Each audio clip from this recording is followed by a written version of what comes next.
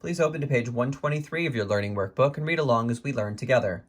Solve quadratic equations by completing the square. At this point, we know how to solve equations like these. 3x plus 7 equals negative 13. 3z squared minus 5 equals 0. Y plus 4 in parentheses squared equals negative 16. The first one is solved by isolating the variable x. Subtract 7 on both sides, divide both sides by 3. The second and third are solved by isolating the squared expressions.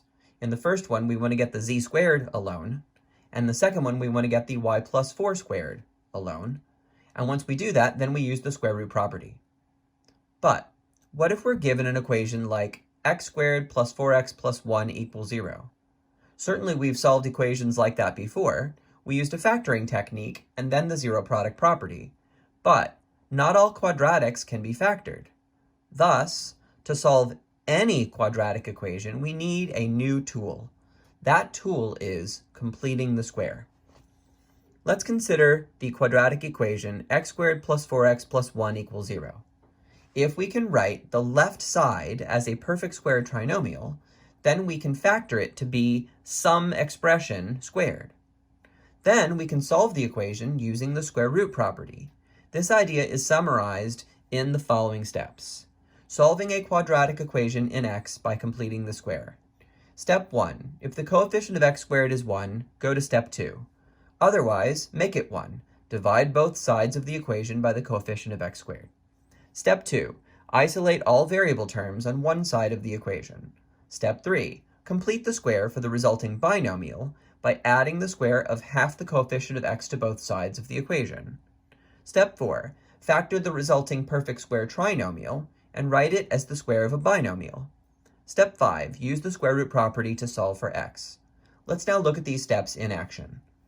For example, let's say we have x squared plus 4x plus 1 equals 0. Step 1 says, if the coefficient of x squared is 1, go to step 2. Well, it is. This is just x squared, 1x squared. So we move on to step 2. Step 2, isolate all variable terms on one side of the equation. This term, x squared, has a variable. This term, plus 4x, has a variable. This term, plus 1, does not.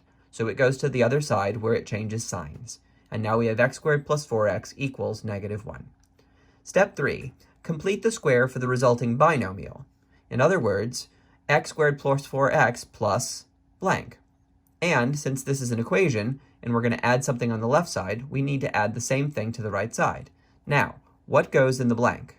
Well, first verify that your variable squared coefficient is 1. It is. Then take your middle coefficient, cut it in half, and square it. 4 cut in half, 2 squared is 4. So add 4 to both sides. Step 4, factor the perfect square trinomial. How do you factor x squared plus 4x plus 4? Well, that's going to be x plus 2 in parentheses squared. And on the right-hand side, negative 1 plus 4 is 3. Step 5, use the square root property to solve for x. This equation here, after we apply the square root property, would say x plus 2 equals plus or minus the square root of 3. And that gives us the final answer, x equals negative 2 plus or minus the square root of 3. We now have the ability to solve any quadratic equation using this method called completing the square.